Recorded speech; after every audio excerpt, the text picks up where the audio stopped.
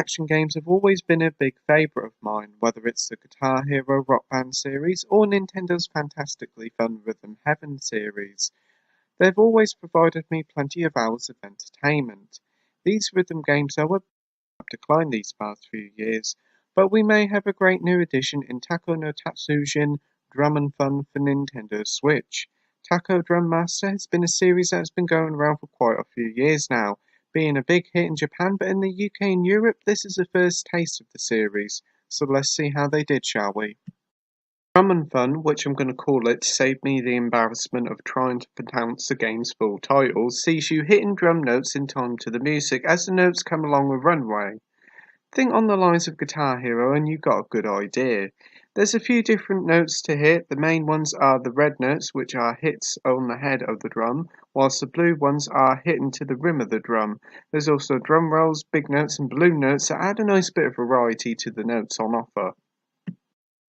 The game feels like a typical rhythm action game, and it does it good. There's also characters that you can play as that spice up your experience with the game by making either the game more harder or easier depending on what you want. A nice little inclusion for this Switch version is that Kirby and a Splatoon squid are included as playable characters, which is a nice bit of fan service. As for the game's controls now, and this is where things get a bit disappointing. The game has a variety of different control options, but they all have their bad points. The game can be played with the Joy-Con motion controls, and whilst they're okay on easier difficulties, they're utterly awful on the harder difficulties as the motion controls struggle to register all the inputs in such quick succession. You can play the game with the Joy-Con buttons and they do feel much better to play and way more accurate than the motion controls, but playing for long amounts of time really did hurt my hand. If you play in handheld mode, there's an extra option as you can touch the touchscreen to play the game, and whilst it does work really quite well, you can't control the menus with the touchscreen, so you still need the Joy-Cons attached. There is one other option for the game, and that's the special Hori drum peripheral that's made specifically for the game. And whilst I didn't go for this peripheral, I have heard this is really the best way to play. But the problem is that the bundle with this drum and game is pretty expensive, with prices ranging from the £80 to £100 mark. But if you are a bit of a Nintendo collector and have a set of DK bongos from the GameCube era, then you can also use this with the game. So that could be the cheaper option if you can find a set in a local CEX or a pre-owned store. The game's main meat and potatoes is in the Taco mode, which is playable in both 1 and 2 players. This Taco mode is essentially the quick play mode from the Rock Band and Guitar Hero games, and it sees you playing any of the 70 plus songs you like in any order you like. There's also multiple difficulty levels that span from leisurely to downright arm aching. A rhythm game lives or dies on its track list, and straight from the get-go you can tell why Namco Bandai was very pessimistic in bringing the series to the West, as the track list is littered with J-pop songs, so if you're not into this type of music then you probably should look elsewhere. The track list is split into several different groups based on pop, classical, anime, Vocaloid, game music and original tracks.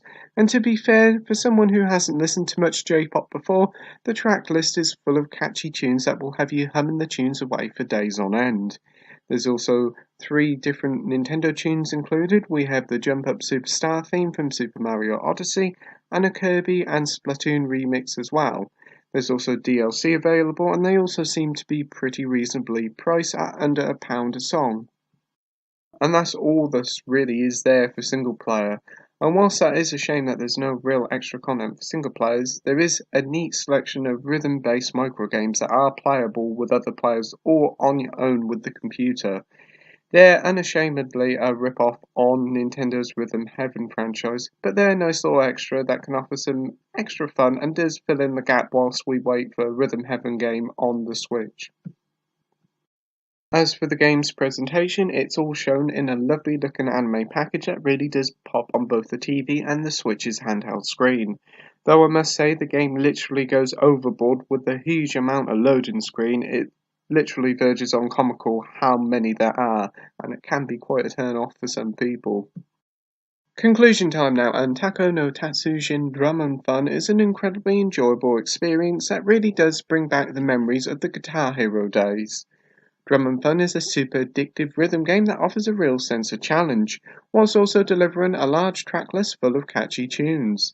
There's also a lack of content for single players, but for parties this game certainly has you covered. But if you do decide to play without the preferred drum peripheral, play with the Joy-Con buttons as the motion controls are pretty bad.